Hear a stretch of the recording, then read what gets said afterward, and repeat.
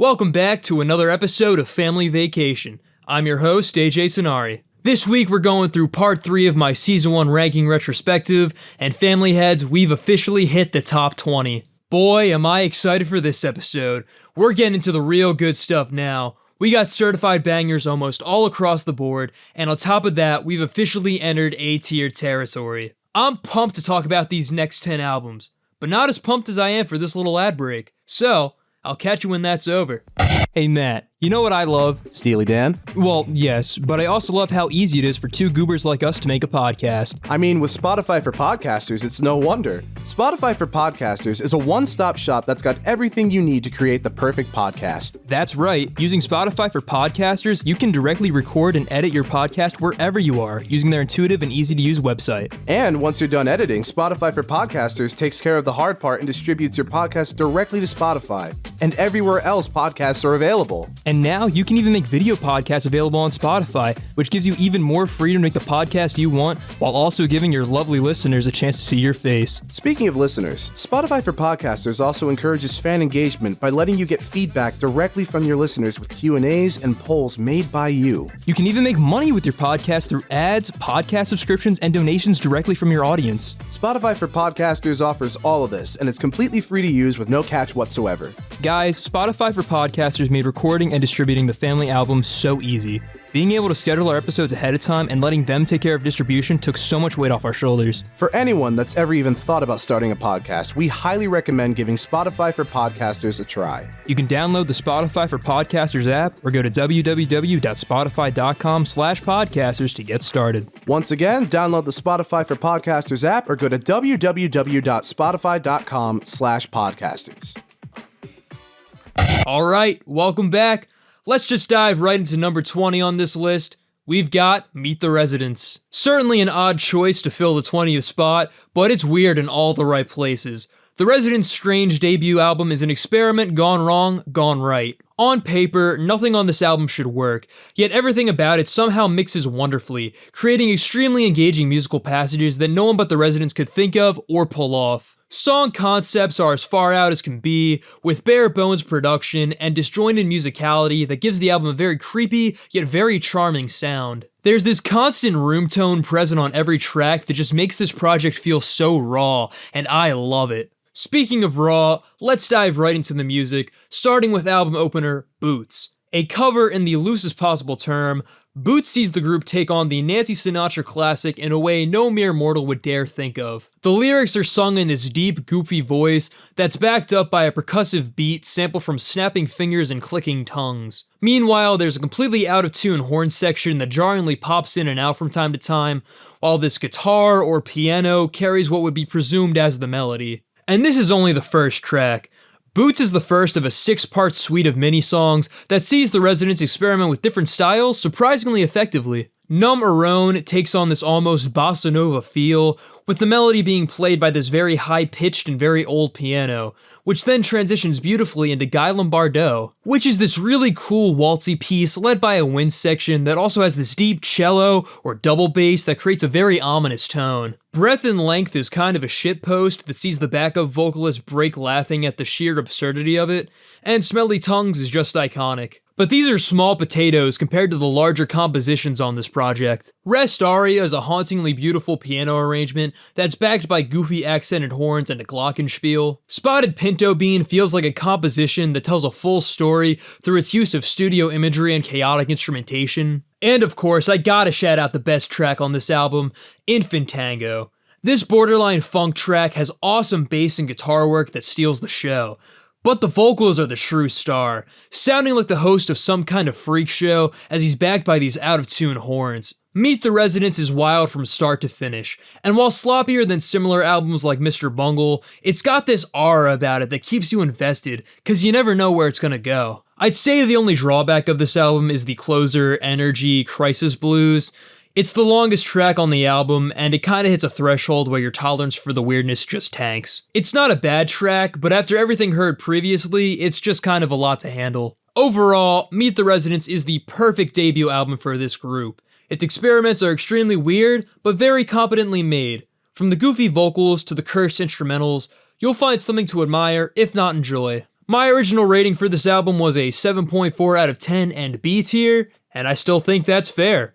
Meet the Residents stays at a B. Next up, number 19, we got Hurry Up We're Dreaming by MA3. Now this was an album that really surprised me. Matt's really good at throwing me curveball album choices, for better or for worse, but in this case it was definitely for the better. I had really no idea what to expect from this album, as I was familiar with MA3 in name only.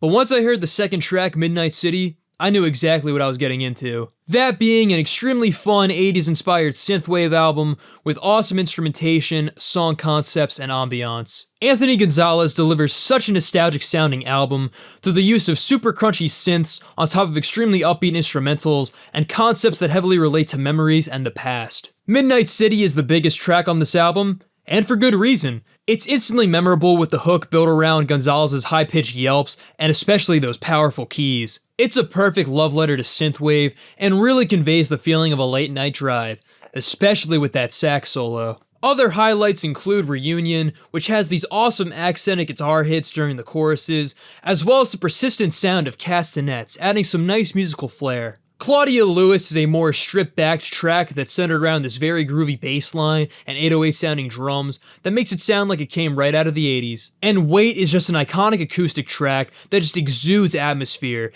as it continues to build and build before cathartically exploding at the end when the full band enters with these bombastic drum fills. It's a truly ethereal track that conveys so much emotion, and this is also true for the album as a whole. Hurry Up We're Dreaming is able to convey a variety of feelings through its immaculate production and Gonzalez's passionate vocals. I think my favorite example of these slower, more reflective tracks is the deep cut Echoes of Mine. This track is written entirely in French and is narrated by a woman transitioning from life to death, as she's backed by these extremely ethereal keys and a kick drum that emulates a heartbeat. And between these spoken word sections are instrumental breaks that just burst and let all these feelings fly, really encapsulating the emotions that come with death. Echoes of Mine explores the theme of death in a way that also shows the beauty of life, through its raw instrumental breaks and lyrics of acceptance. A truly remarkable track. I really commend this album for being a true exploration of life and all the things it brings with it. Through themes of childhood, death, memories, and spontaneity, it really covers all bases of the human experience. The only negatives I can say about Hurry Up We're Dreaming is that it's a bit too long. There are a lot of ambient interludes on this album, and while they all sound very cool and unique from each other, they're certainly not all necessary. And there are also some filler tracks like Year One, One UFO, that while fun, don't really add much to the overall experience. But besides its length, Hurry Up We're Dreaming is a very cool album that explores deep concepts through synthwave motifs. Definitely a fun one to come back to from time to time. My original rating of this album was an 8.6 out of 10 and an A/A-, but now I'm going to drop this a tier lower, putting Hurry Up We're Dreaming at a B+. Still very good. Coming in at number 18, we got Seth MacFarlane's favorite, God Save the Animals by Alex G, an incredibly well-made indie record that plays around with a lot of different ideas, yet remains consistent in its sound and quality. A recurring bit we have on the show is calling something an Alex G situation when we don't really have much to say about an album due to how good it is. And fittingly, what we have here for this entry of the ranking is an Alex G situation. I did really enjoy listening to this album for that episode, and revisiting it for this ranking, but I don't really have much else to say. The instrumentation is great, playing around with a lot of different worldly influences and production choices you wouldn't expect. Alex G's vocals are consistently solid, yet also mix things up by playing with pitch and delivery on tracks like After All and Cross the Sea. And lyrically, this album gets pretty deep, exploring topics like addiction, faith, and regret. Specific song shoutouts go to SDOS with those pitch down vocals and Kate Bush inspired guitars, the incredibly catchy and folksy Runner, and Early Morning Waiting with those incredible key and string arrangements, as well as just the calm feeling that track exudes. I think we covered all our bases on the Alex G episode, and I don't really have much else to add. Just an overall solid album. My original rating for God Save the Animals was an 8.5 out of 10 and an A, and I will also be dropping this a tier lower, putting this album at a still very respectable B+. Moving on to number 17, we have a good Eminem album this time, the classic Marshall Mathers LP. Oh boy, a lot to unpack with this one. Starting off, compared to Kamikaze, there is no comparison. MMLP is in a league of its own, while Kamikaze is still playing t-ball. This is an album that demands your attention without having to try so hard or get defensive, and my attention is well earned, cause this is a certified classic. From the first track, Scratch that, from the opening skit. Eminem tells you how it's gonna be, and you're gonna like it, because if not, he'll kill you. Eminem's personality on this project compared to Kamikaze is night and day. He's full of confidence, energy, and he just doesn't care. He takes digs at anyone and anything for the sheer fact that he can, and he does it so well. Back this uncaring attitude with stripped back hip hop beats, and you have a winning combo. The production on this album is pretty simple, but it's certainly effective. The music isn't really a focal point, but rather a means to accentuate and emphasize Eminem's flow, which blends beautifully when combined. Superb examples of this include Stan, with that immaculate sample of Dido's Thank You, as Eminem raps from the perspective of an obsessive fan. This song is iconic, with that deep bass line and awesome studio imagery that really helps paint a picture of the story Eminem is telling. Other highlights include Drug Ballad, which has one of the smoothest beats on the album, and excellent backup vocalists that really add an extra layer of flavor. Bitch Please 2 is a great posse track that has every feature bringing their A-game, with my favorite being Nate Dogg's delivery of the choruses. And of course, my favorite track on the album, Real Slim Shady. This track is perfect. It perfectly demonstrates Eminem's don't give a shit attitude, with some clever wordplay and references, backed by this awesome beat led by a harpsichord. Another iconic track off an iconic album. There's a lot to love on MMLP, with Eminem's dynamic personality, extremely impressive flow and wordplay, and the low-key, laid-back production that fits every song perfectly. Now onto this album's flaws, and there are a few of them, with the biggest one being how some aspects just did not age well. Looking at some of these tracks with a 2023 lens, you just kind of wince at the edginess and language of certain bars. Eminem is not afraid to speak his mind, and it results in some pretty offensive language. However, MMLP was released in the early 2000s, when this kind of content was more common, and Eminem's goal was to offend and shock as many people as possible, which he definitely achieves. So looking at it from that angle, I'd say it's up to the listener's personal preference whether these offensive lines are an issue or not. Other problems I have are more so nitpicks than glaring flaws, so I'll speed through them. I think the back half of the album, while still very good, just can't really compete with the first run of tracks. They're just too good. But shoutouts go to the aforementioned Bitch Please 2 and the closer Criminal. RBX's verse on Remember Me is fucking terrible, and doesn't do much to help an already pretty mid track. And while there are some good uses of sound effects and studio imagery, they can get a little obnoxious when overused. Looking at you, Ken. But otherwise, this is a fantastic rap album that shows off why Eminem is an icon in the most endearingly offensive way. My original rating for the Marshall Mathers LP was an 8 out of 10 and a B+/A-, and I think that holds up.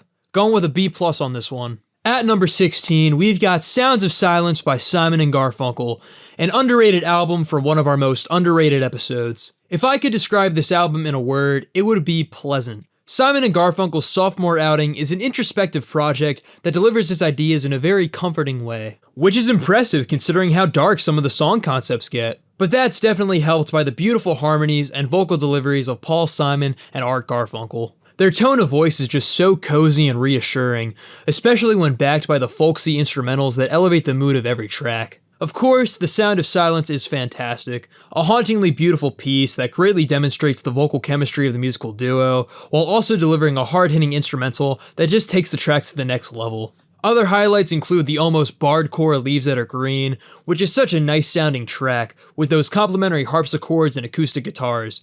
Truly the most comforting song about our fleeting existence. A Most Peculiar Man is the darkest track on the album, with this deceptively upbeat instrumental that backs lyrics about an antisocial man committing suicide. And I Am a Rock is a great closer that perfectly describes a life of self-isolation I'm sure everyone has dreamed of at least once. The instrumental on this track also goes so hard with these killer electric organ hits and a bouncy bass line. One of the strongest aspects of Sounds of Silence is how efficiently the songs are performed.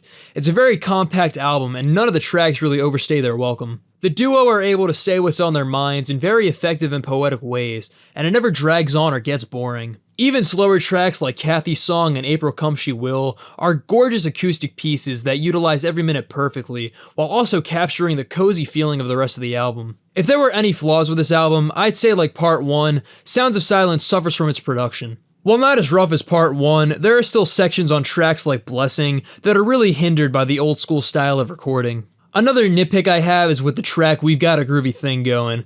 It sounds very out of place on this album, and the delivery of the Bad News lyrics is pretty questionable. But other than these small issues, Sounds of Silence is an incredible folk album that has amazing vocals, introspective lyrics, and just a comforting vibe all around. My original rating for this album was an 8.2 out of 10 and a B+, and my feelings have not changed. On to number 15, we've got Congratulations by MGMT. I feel like this album, while appreciated, got a little overshadowed on the episode we covered it. Granted, it had a lot of competition, as there was just so much to talk about with Death of a Bachelor. But I'm here to show the MGM twins a little love one last time. Congratulations is an extremely fun and creative neo-psych album that takes so many cool twists and turns, you never know what to expect. One moment there's a goofy fast-paced ode to Brian Eno, and the next is a 12-minute prog rock epic about surfing. It's a very delightful project that goes all out with different ideas that never clash tonally. It also happens to have extremely clean production, solid instrumentals, and some thought-provoking song concepts. The surf rock inspired opener, It's Working, is a great way to kick off the album, with those classic guitars, bombastic drum fills, and of course the star of this album, those synths. The keys and synths all across this album are absolutely phenomenal, and truly bolster every track they're a part of. Other highlights include the internet awareness track Flash Delirium that simultaneously sounds modern and retro with those awesome vocal harmonies and double time ending. There's also the album closer Congratulations, which is the most down-to-earth, bittersweet track that truly lets you reflect on the journey of this album, especially with that cathartic piano solo at the end. And Siberian Breaks is an absolute masterpiece. Going through 8 different sections, this psychedelic prog Goliath has so many layers of greatness, I can't do it justice in one description. But I'll say the constant style switches and utilizations of instruments like panpipes and sitars are absolutely breathtaking. Seriously, give it a listen. Congratulations really is an awesome experience that takes you on a journey of lush soundscapes and celebrations of the past, and this is achieved through its immaculate production and just the personalities of the duo. You can just hear the joy these two have for creating music on tracks like Brian Eno and Song for Dan Treacy. It makes this album so much more engaging when you can feel the energy they exude all throughout this project. Even when concepts are more dour like on the opener, closer, and Flash Delirium, they're conveyed in such captivating ways it makes you look past the upbeat production and understand the songs at their core. If there were any downsides, I'd say tracks like I Found a Whistle and Someone's Missing don't quite reach the highs of every other track, but they're still very good in their own right. Other than that, this album is incredibly solid.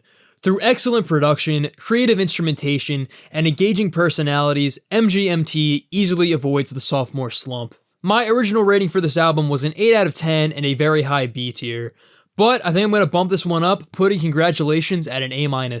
Next up, we got number 14, The Infamous by Mobb Deep. In the string of episodes that we covered hip-hop albums, this is definitely near the top. The Infamous is iconic. A genre-defining album of East Coast hip-hop, this project truly lives up to its title. With some incredibly smooth production, backed by lyrics about the horrors of the gangster lifestyle, The Infamous is a thought-provoking experience that anyone should listen to if they want to get into rap. We talked about this album at length on the podcast, so I'll speed run through my thoughts. The chemistry between Havoc and Prodigy is excellent, as they're able to seamlessly transition between each other's bars, while also just complementing each other's voices quite nicely. The instrumentals, while low-key and laid back, have this sinister undertone that really drives the message of this album home. And the guest features kill it on every track they get a chance to shine. Nas, Big Noid, and Q-Tip are especially fantastic. Some track highlights for me are Give Up the Goods with that high-pitched snare drum, deep bass line, and excellent hook built around the keys. Temperatures Rising with those excellent backup vocals from Crystal Johnson. And Cradle to the Grave with its dark atmosphere and lyrics that truly show off the album's concept the best. If there was any real flaw with this album, I'd say maybe a few songs go on a little too long, but even that's a nitpick. The Infamous is a must-listen for anyone that wants to get into music in general, and with its lyrics full of excellent imagery and incredibly smooth instrumentals, it's not hard to see why. My original rating for this album was an 8.3 out of 10 and a B+, and The Infamous is also bumping up a tier, coming in at an A-.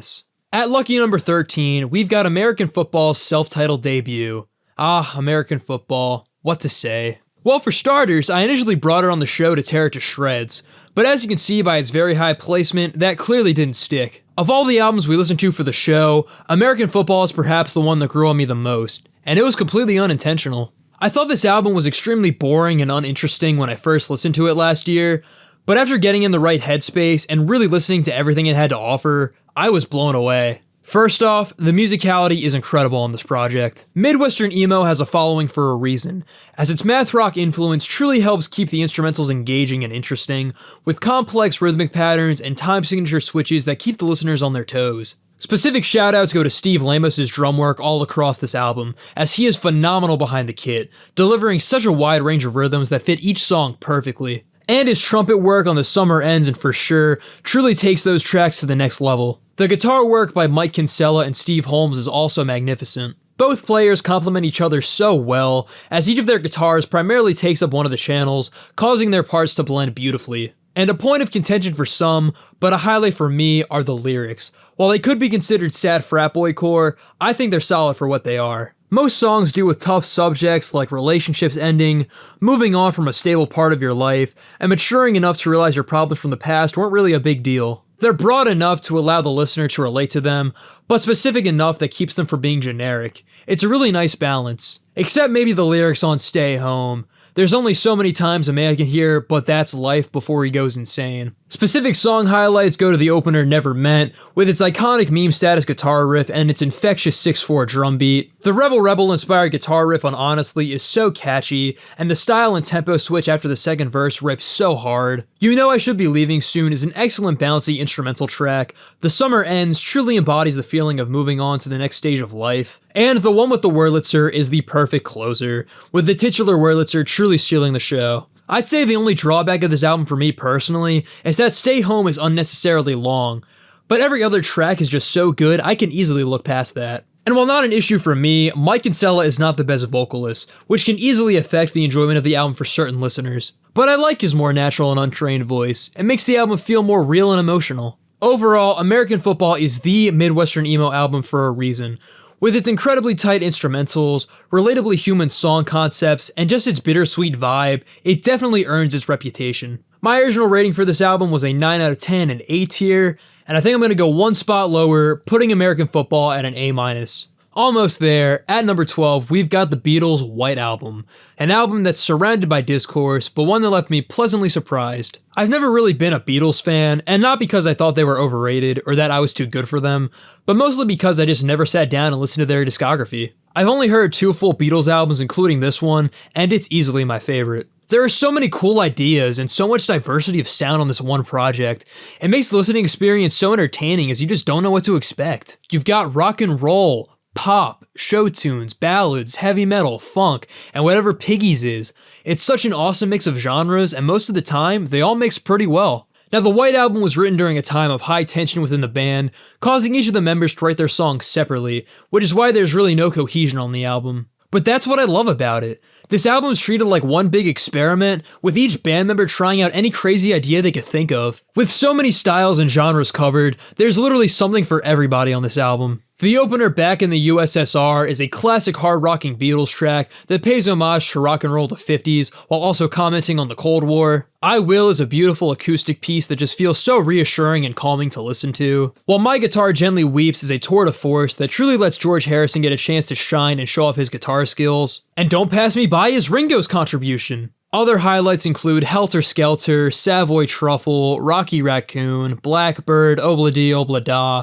The list just goes on and on. There are so many great tracks on this album, it would take forever to say what I like about each of them here. But with that said, the sheer amount of music on this album is definitely a flaw, as there's plenty of fluff and junk among the tracks that truly shine. For every Blackbird or While My Guitar, there's a Why Don't We Do It in the Road or a Long Long Long. And of course, there's the biggest fluff offender, Revolution 9, which consists of 8 minutes of musique concrète that is a chore to get through on re-listens. But bar these filler tracks, and the context in which the White Album was written, it's a truly amazing project that deserves all the hype it gets. The sheer ambition the group had for each of their ideas, combined with the ability to pull off almost every single one effectively, is a testament to how legendary this album and this band are. Definitely worth checking out. My original rating for the White Album was an 8.9 out of 10 and an A-, and I think I'm going to bump this one up to our first solid A tier. Lastly, coming in at number 11 is an album I didn't expect to place this high, American Idiot. I thought I was going to hate this album when Fataday brought it on the show, since pop punk really isn't my jam. But I'm so glad to be proven wrong, cause this album fucks. One of the better rock operas I've heard, Green Day tells an interesting story about identity, framed around the political climate of the early 2000s, with both of these elements blending beautifully. The story of the Jesus of Suburbia, while not very deep, is an engaging tale of a suburban kid who wishes for adventure and purpose, only to find that he's just not cut out for the big leagues, leading to him accepting his mundane life at home. And with this story comes some kick-ass instrumentals. The title track is the perfect opener for this album, as it sets the stage and tone for the story wonderfully, while also having an iconic guitar riff and amazing vocal deliveries from Billy Joe. Holiday and Boulevard of Broken Dreams are also iconic in different ways, with Holiday serving as a rebellious anthem, and Boulevard as the backing track to many AMVs made in the 2000s. Deep cuts like Gimme Novocaine and Letter Bomb don't get talked about enough, as there's some seriously great instrumentation and energy that helps make the story feel more engaging. And Jesus of Suburbia is an awesome multi-part epic that brilliantly introduces the story of the album through different style switches and bombastic personality. One of my favorite tracks on here. I don't really have much negative to say about American Idiot. I guess Extraordinary Girl is probably the weakest track on the album, as it has an intro that just doesn't fit with the rest of the album's tone. And while it's cool the story of the album is bookended by two multi-part longer tracks, Homecoming is significantly weaker than Jesus of Suburbia. Overall, I was blown away by this project. I really didn't think I was going to like it, but it's been a favorite of mine to revisit. With heart-pounding instrumentals, killer guitar riffs, insane drum beats, and a rebellious attitude, it's no wonder this is a decade-defining album. My original rating for American Idiot was a 9.2 out of 10 and an A tier, and that still holds true. And that'll do it for part 3 of my Season 1 ranking. Stick around for the last part of this little mini-series while I cover my top 10 favorite albums we covered on Season 1. Also, just a little announcement, Season 2 might be coming a lot sooner than you think, so be on the lookout for that. And as always, I'm your host AJ Tenari. Thank you all for listening, and I'll see you next week.